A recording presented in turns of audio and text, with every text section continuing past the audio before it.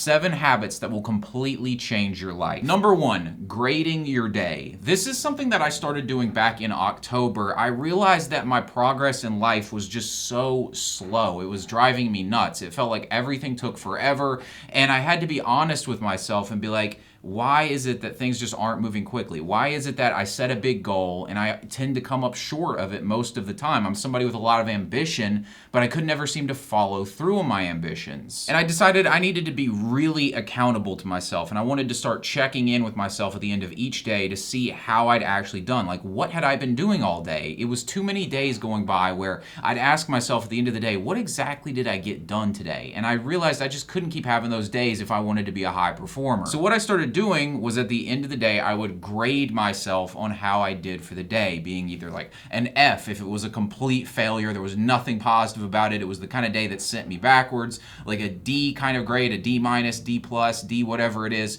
for a day that was really, really bad, but maybe wasn't as bad as an F, it wasn't a complete flop. You've got the C's, which were the like kind of days, you've got the B's, which were pretty good, and you've got the A grades, which were really good days. And so I would grade myself each day, I would write comments about what I did during the day, my thoughts on the day, kind of like a mini journal entry, and then I would write down anything I felt like was room for improvement. And then at the end of the week, I would take my grade for each day, add it all up, and then get an average from that, and that would be my weekly grade. And this might be the most powerful habit I've ever put into my life. I watched my weeks consistently improve over time. I was able to get that immediate feedback on how I did for the day, and I figured out that it was mostly like 3 or 4 things that were consistently the issue that was causing me to have a bad day, and if I could deal with those things, my performance would start increasing. And I'm going to put it up on screen right now so you can see it. You can see the headlines here. It starts with like week 1, I got a B minus, then week 2 a B, then week 3 a C plus, and it's like B, B minus, B, B minus, B, B minus, and it just kind of goes like that until I get to around like week 12 and I get a B plus. It's my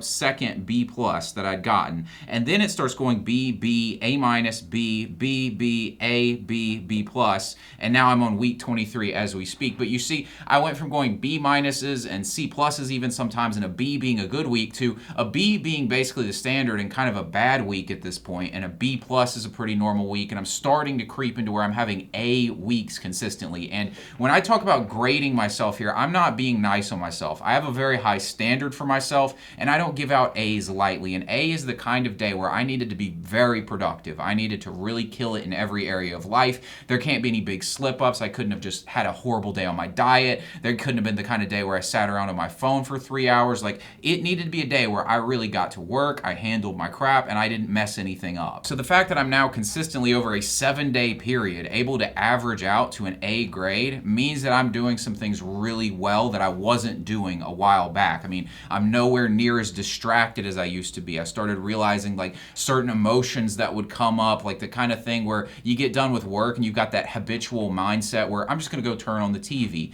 Those kinds of things I started to recognize as things that would really drag me off course. It was, oh, I'll just eat this one little thing that's off my diet, and next thing you know, I blow my diet. Or it's the kind of thing where I figured out that if I didn't wake up at a certain time, my day wasn't going to go as good because I immediately didn't feel as productive. So you start figuring these things out as you're grading yourself consistently. You can start to see the things that are causing you to slip up. And at this point, I'm going from having these C plus, B minus grades to B pluses and A minuses. And at this point, to me, it's a failure of a week if I didn't at least get a B plus. I really recommend doing this habit if you're somebody who really has high expectations for yourself. And one key point I want to add about this is you're not grading yourself based on outcomes, right? You can't control that. You might have had a great workout and a great day on your diet, but that doesn't mean you're going to have abs at the end of the day. You're grading yourself based on your inputs and your actions. Did you do the things that you know you needed to do based on your own high standards for yourself? If you did those things, it doesn't matter what the outcome is. You give yourself a grade according to that. Habit number 2, waking up at 5 a.m. At this point, it's been about 2 or 3 weeks that I've really committed to waking up at 5 a.m. on weekdays because I was having this issue where I'd wake up at 7 a.m., which was my typical time to wake up.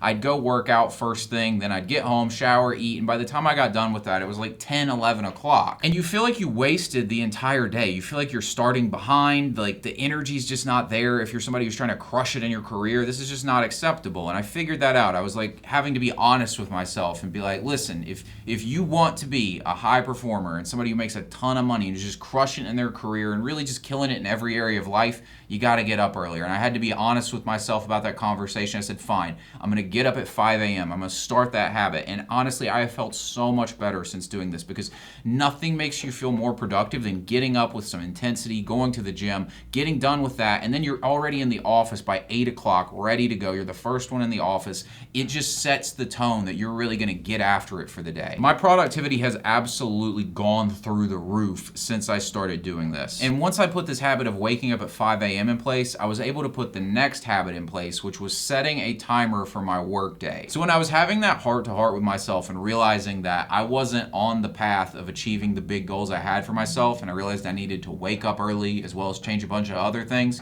one thing I realized was I needed to get more out of the work that I was putting in. Like, my work needed to be more focused. I needed to have more intensity, more intention, truthfully. Rather than going and just showing up and kind of going through the motions, I needed to be focused and really committed to making progress each day with my work. And so one thing I started doing is, once I got into the office, I would set a timer for 10 hours. And my goal for each day was to work around 10 hours a day and total out to 60 hours for the week. And doing this made me realize just how much time that I was wasting, and truthfully, most people are wasting when it comes to their work. It's so easy for everybody to exaggerate how much work they're actually putting into things. I was always telling myself I'm putting in 60, 80-hour work weeks, but in between that time was me checking my phone for a while, or, me having a 2-hour lunch break where I'm just hanging out and, oh, let me put a podcast on while I'm eating my lunch. Those kinds of distractions that eat up your time, and you're never really completely focused on work. I started noticing all that, and I started understanding what a 10-hour day of work actually looked like and what a 60-hour work week looked like. Once I got the timer on, my productivity went up because I just started focusing more. I realized where my attention was going. I realized I needed to be focused on work. And when I did these 60-hour work weeks, another thing I did was I didn't want to just grind it out on some kind of employee mindset where I'm just going to labor away like that. I wanted to think about it more in terms of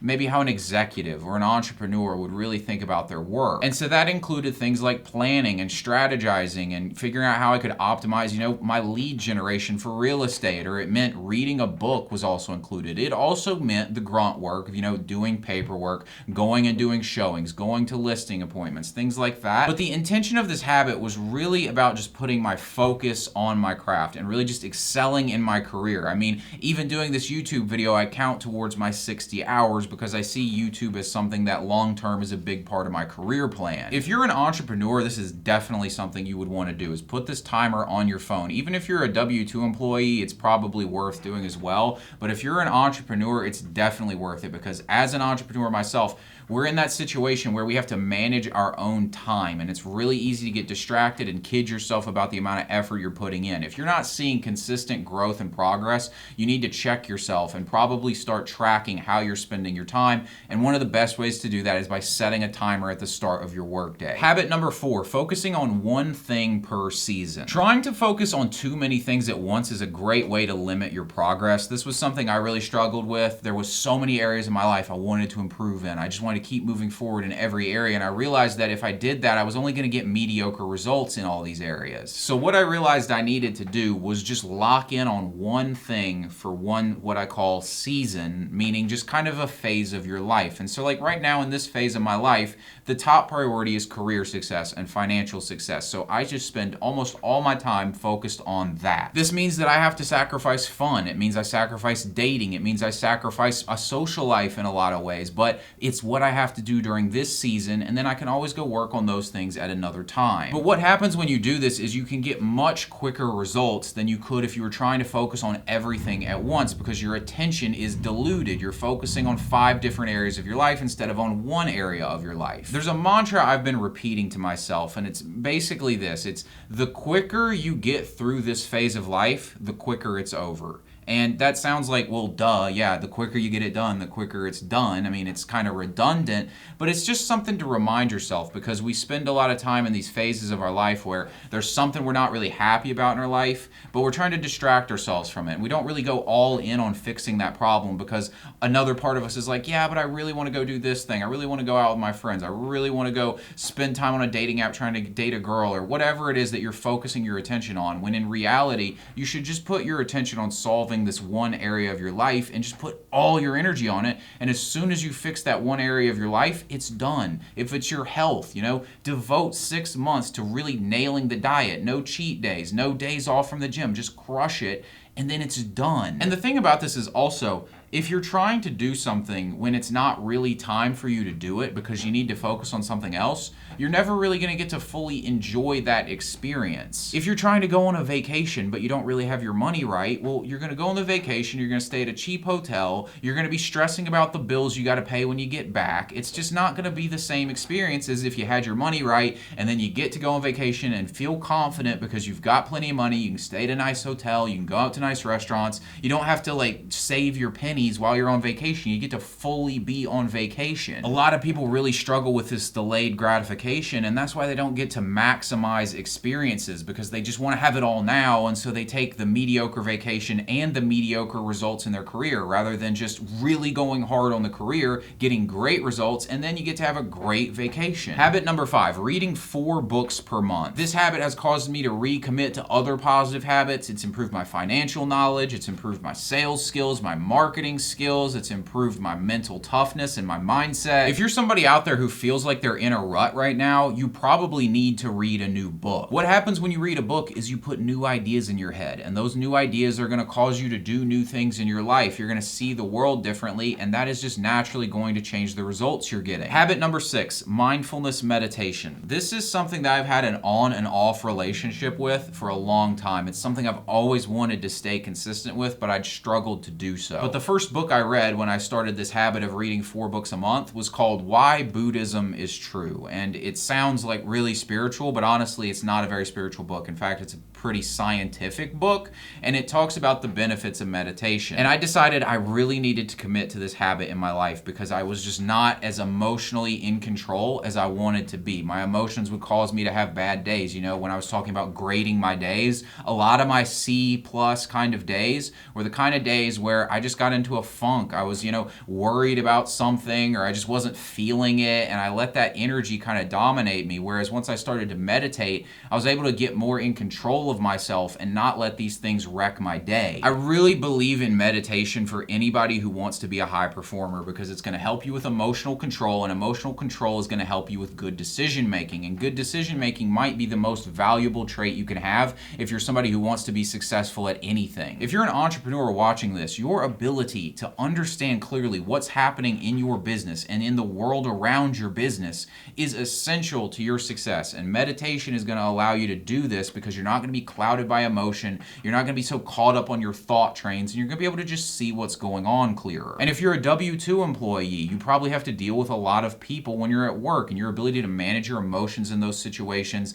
be somebody who's more productive, more focused, this is going to put you at a huge advantage over everybody else you're working with. Number 7 is a habit I call the aggregation of marginal gains. This goes along with the same idea of focusing on one thing at a time. The aggregation of marginal gains is an idea that came from Atomic Habits, and basically it means that if you focus on little improvements one by one, they start to compound and they end up being this huge improvement over time. So I've taken this concept and I've applied it to my business in real estate. I've applied it even to this YouTube channel as I start doing this again. I've applied it in pretty much my whole life, and just asked myself, what is that one area I could really make progress on this week, that micro win that I could have? And you'll find that there's hundreds of different things you could improve by 1% in your life. And if you just tackle those week by week, think about it. If you get 1% better each week for 52 weeks, you are 52% better at the end of the year. If you were a 52% higher performing person who was better in their career, better with their health, better with relationships, it would completely change your life. This is so obvious and everybody gets it, yet everybody wants it all now, and so they won't take this aggregation of marginal gains idea seriously. For me, last week as an example, I focused on improving my direct mail when it came to real estate. I wanted to farm a neighborhood, and in real estate, when you farm a neighborhood, that means you send out direct mail promotion to it. You're trying to get listings in that specific neighborhood. And when you really think about it, a marketing campaign that's going to go out and get you business, if done correctly, is an extremely powerful thing for you to get right. And it only took me a week to do it, and that's the one thing I focused on. I got it right. We're launching that campaign this coming week, and you think about that's just 1 week's worth of activities. Now this week I can work on follow-up or lead generation in another capacity, something like that. But you see how you can get big things done week by week just by focusing on one thing that you're going to make progress on and having that clear sense of intention. But the problem is most people, including myself for a long time, were distracted by 100 things we want to fix right now, and we can't just sit down and say, okay,